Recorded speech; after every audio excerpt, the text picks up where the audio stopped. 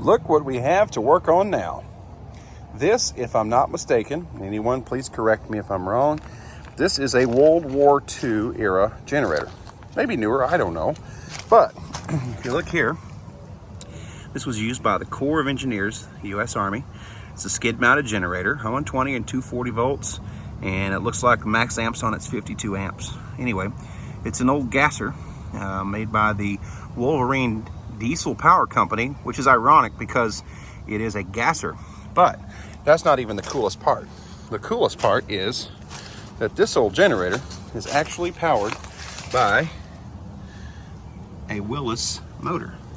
You read that right. You see that? Let's see if I can get the camera close enough. Willys, all right? Which means this is a 4-cylinder Jeep engine. Old points and condenser, oil bath, air filter. Looks like someone stuck a riding lawnmower fuel tank on it to get it running. And modernized fuel pump to keep pressure to the carburetor. So we still got battery cables intact. Anyway, full story on this thing.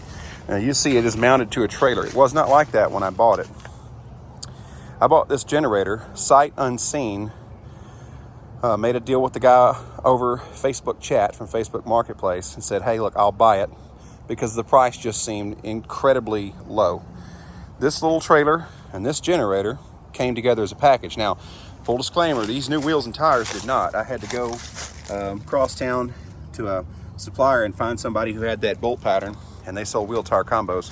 So unfortunately, when I did this work, I wasn't really taking the YouTube channel all that seriously, so I did not get any footage of me drilling the holes and mounting this generator to this trailer, and I didn't get any footage of me replacing the wheels and tires. So I apologize for that, but you all will get to see me put a fuel cell on it, attempt to get it to run, make sure it has spark, make sure it has coolant, put fuel in it, and see if we can get this sucker to fire off.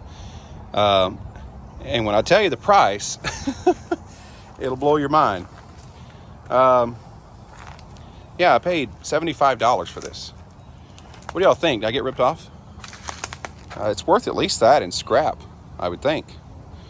But and then I put another $150 in wheels and tires for it, and another $20 at Lowe's. Yeah, I know Lowe's. I usually shop at Home Depot, but another $20 at Lowe's, bolts and washers and nuts to mount it to the trailer. Grade 8, I might add, for those who are wondering, because that thing is about 1,400 pounds, 1,500 pounds. So, are y'all interested, Grub and Gas family? Are you interested in seeing this thing run? If you are, drop me a comment and say, yeah, I want to see it run. And before someone points out the obvious, which, yes, I know, we haven't got the 55 Ford. We haven't gotten the 55 Ford running yet. So it is still on the front burner. It just happens to have a need of more parts and some more labor. And I want to thank everyone who's made comments on the 55 Ford for what I need to do to that truck next. So I'm taking all your comments, making notes, and I'm going to get ready. But until then, we're going to work and see if we can't get this thing fired up. The Corps of Engineers, U.S. Army engine generator set. All right. So what do you think? Will it run? Let's take a look inside the panel here. It's a little bit rusty, so I don't know. Better pinch your finger. Probably full of wasps. Nope. That's good. Take a look at that. Isn't that cool?